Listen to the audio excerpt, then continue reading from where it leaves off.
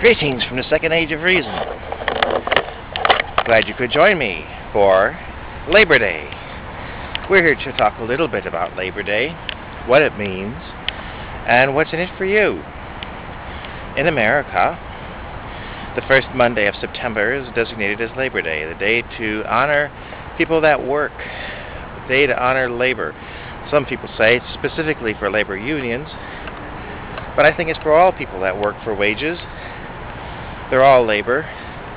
We do the work, we get it done. And we're here to celebrate it. Usually go to the park on Labor Day for a picnic, or you watch sports or something. And so, let's see now. The thing is, as we go through time, we've been seeing that there's kind of an attack on labor, especially from certain parties. And so, in some areas, those parties have been excluded from Labor Day events. And I'd say be careful with that. Although it's not normally done, holidays normally do not become not holidays. They don't normally get abolished or disappear. The way things are going, I would say Labor Day probably is an endangered holiday, just as unions are endangered. But it's sort of odd because I think there's a few things going on here that leave people wondering and not knowing, or let's say it's a form of cognitive dissonance. So let's start taking a walk. As many people think that labor unions have caused a lot of trouble, and in some cases they have, and in some cases management has caused trouble. And when things didn't go as well as they'd like, businesses have often gotten thugs or the authority or even the military to intervene against labor. So that was earlier in the 20th century. But we're looking forward in the 21st century and seeing the possibility that those days may be returning again, which is unfortunate because labor had made strides. Unfortunately, labor got spoiled in the later 20th century, and then I think it got corrupted, and then it's been pretty well dissolving in the past decade or two. So not only that, the employment rate has dropped a lot, so labor is in trouble.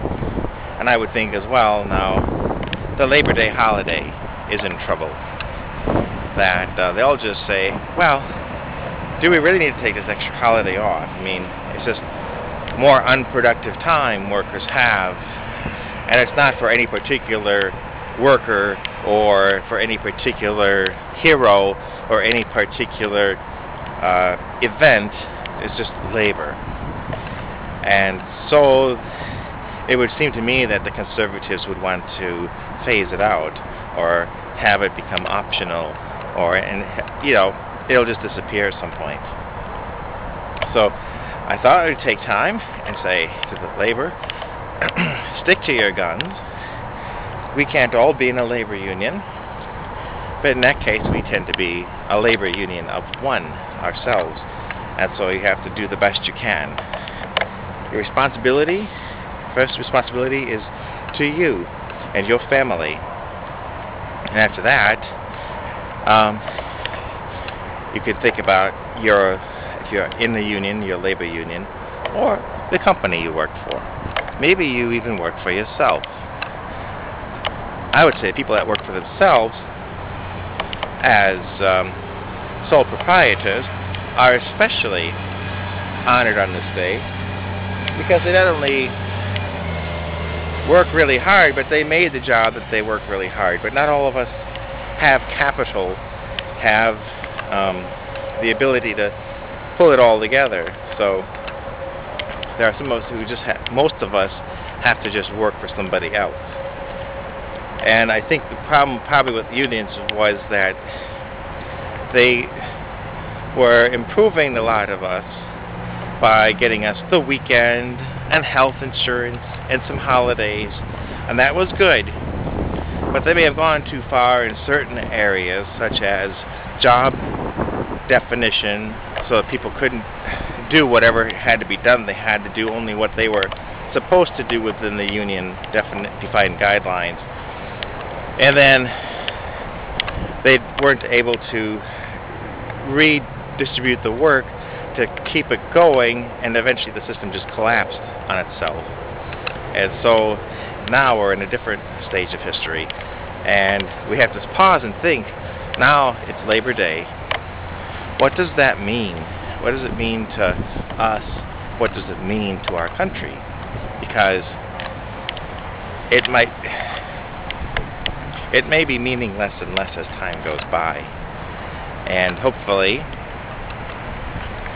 some people are looking at the whole picture and seeing that it's one thing to want to get your workers at the lowest possible wage, but on the other hand, for the greater good, for all of society, the economy requires people to spend their disposable income, and if they have no disposable income, you have no economy.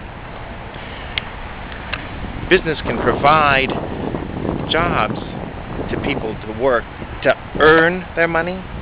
People need to earn their money. People don't need credit, they need income. And when they earn their money, then they can spend that money. And it goes into the economy, and it keeps it all spinning around. If the jobs are abolished, eliminated, then you end up having to support the people somehow. How are they going to survive? You either can give them jobs and make them work, or you can become a nanny welfare state. Now, you can say, well, we could just not pay the people. They can find their own income. France, 1780s, 1790s. Are you aware of how that panned out? So, it's nice to be rich and be the few and the elite. But there's so many more poor and hungry and becoming desperate people. You need to have a solution that benefits most people, so that society can become self-supporting and beneficial to everyone. Or else, it'll just dissolve, and you can welcome in the new dark ages.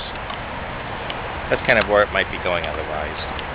In my humble opinion, please rate, comment below, and until the next time, we'll be seeing you.